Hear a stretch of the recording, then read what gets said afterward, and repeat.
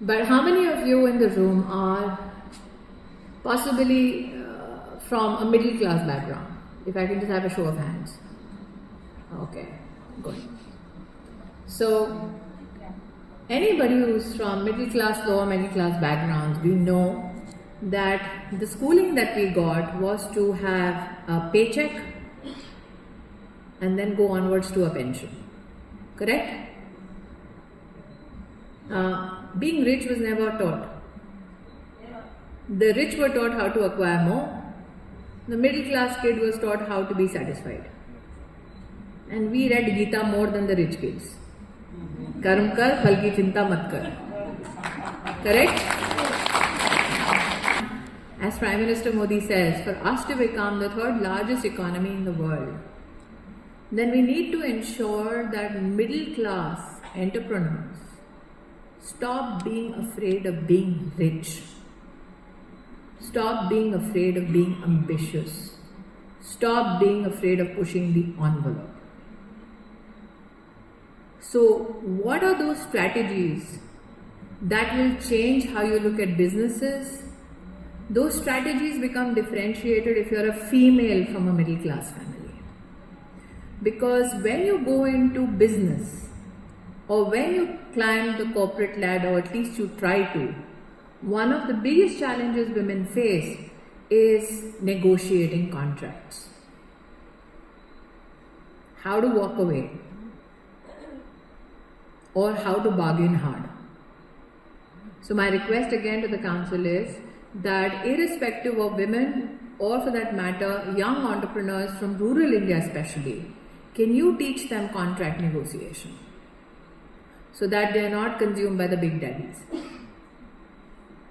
And can you teach them contract negotiations especially which are specific to certain countries and their basic laws? If you can do that, सोने पे सुहागा है, मेवे पे मेवा है, I don't know, the proverb can build on itself.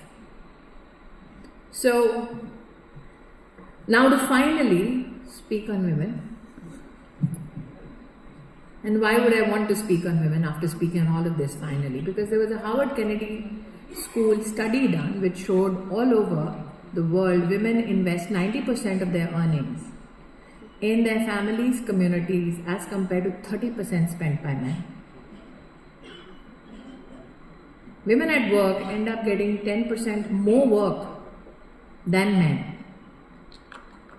And because they get 10% more work and the burden of work is enhanced, then they want us to compete on productivity. But there was also a study on productivity. Wherever a company ensures equality in approach, in HR, productivity for the whole company goes up by 75%. So if not for equality, at least for productivity, be smart. So what is the position of women today? In India, I am told that the council has very rightly said 80% of those in the workforce in the industry are women, but not in leadership roles or ownership roles. Today in India, we have 432 million women of the working age, out of which 343 million are in the unorganized sector. That's more than many countries put together. In the general elections, 968 million Indians had the right to vote. 642 million Indians turned up, out of which 312 million were women. They know how to vote. They definitely know how to do business. There are 127 million girls in school right now. So maybe a generation of Vijetas and Vishakhas and Janelias and Smriti Iranis have to push the envelope so that those 127 million young girls who are yet to come, they can have a better shot at things. There are 20 million young women in higher education today. Today, global average in terms of CEO is around 5%. In India, we are at 8%. No, don't clap. Tell me when it's 50%.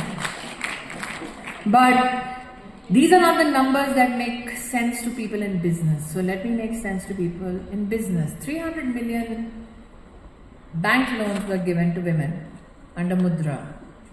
NPA of those businesses are between 1.5 to 1.9%. Non-performing assets of male-owned businesses is above 2.3%. Thank you very much. And banks now have discovered after Jan Dhan that the lifetime revenue that they earn from a female account is 12% higher than men. So India is one of those very rare countries which has made a financially evidenced body of work available for the globe to say, wake up, women make for great investments. So those men, and I, fortunately I'm on a height here, not in office, but on stage, and I can see one or two men snigger even now. I know exactly which row, and the auditorium and audience is very well lit.